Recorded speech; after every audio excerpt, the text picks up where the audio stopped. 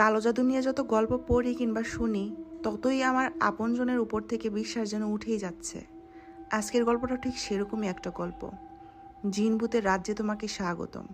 আমি Maisha's tiny world. আজকের গল্পটা শুরু করা যাক। আমি ওসমান, ময়মনসিংহের প্রত্যন্ত গ্রামের এক প্রভাবশালীর ছেলে। আমার বাবা সে এলাকার একজন মাননীয় ব্যক্তি ছিলেন। পরিবারে আমার আব্বু আম্মু ছাড়া আর কেউ নেই। ছোট থেকে আমি মায়ের আদর যত্ন এবং বাবার কড়া শাসনে বড় হয়েছি। বাবা সবসময় আমাকে একটা কথা বলতেন, আমার যত সহায় সম্পদ আছে এই সবই তোমার, কিন্তু যে সম্মান এবং মর্যাদা আমি অর্জন করেছি এটা তোমার না।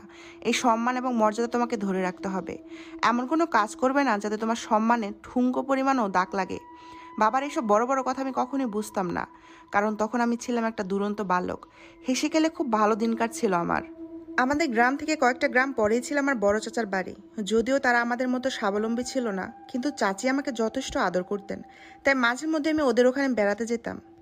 এমনই একদিন চাচার বাড়িতে বেড়াতে আসি। চাচি জানালো চাচা বাসায় নেই, জরুরি কাজে শহরে গেছেন। তাই সেদিন ওখানেই থেকে যাই। কিন্তু মাঝরাতে হঠাৎ করে আমার ঘুম ভেঙে যায়। লক্ষ্য করলাম কেউ দ্রুত দরজা দিয়ে বের হয়ে গেল। কাপড় দেখে আমার চাচির মতো মনে হলেও সেদিকে পাত্তা দিলাম না, কারণ কোনোভাবে আমার বৃদ্ধ আঙ্গুলটা কেটে গিয়েছিল এবং সেখান থেকে রক্ত পড়ছিল। কোনো রকম একটা কাপড় দিয়ে আঙ্গুলটা বেঁধে বাইরে গিয়ে দেখলাম কেউ নেই। তাই দরজা দিয়ে সেভাবে ঘুমিয়ে পড়লাম। পরদিন চাচিকে এ বিষয়ে জিজ্ঞেস করলে উনি জানালেন, আমি কেন এত রাতে তোমার ঘরে যাব? তুমি হয়তো ঘুমের ঘুরে ভুল দেখেছো, আর তোমার হাত হয়তো কোথাও খোঁচা লেগে কেটে গেছে। বাদ দাও ওইসব কথা, তোমার জন্য আমি পায়েস রান্না করেছি, হাত মুখ ধুয়ে খেতে আসো। বিষয়টা নিয়ে আমি তেমন ভাবলাম না। সেদিন বিকাল পর্যন্ত তাদের সাথে সময় কাটিয়ে বাড়িতে চলে আসলাম। কিন্তু এবার আসার সময় একটা জিনিস লক্ষ্য করলাম। চাচি তাদের বাড়ির রাস্তায় দাঁড়িয়ে আমাকে দেখছিলেন এবং কেমন একটা অদ্ভুত চাউনি দিচ্ছিলেন। এমনটা আগে কখনো করেননি চাচি। চাচার সাথেও আর দেখা হয়নি। উনি তখনও শহর থেকে ফিরেননি। সে যাই হোক, বাড়িতে এসে গোসল সেরে আমি রাতের খাবার খেতে গেলাম। তবে কিছুই খাবার মুখে নিতে পারলাম না, কারণ পেট একদম ভরা।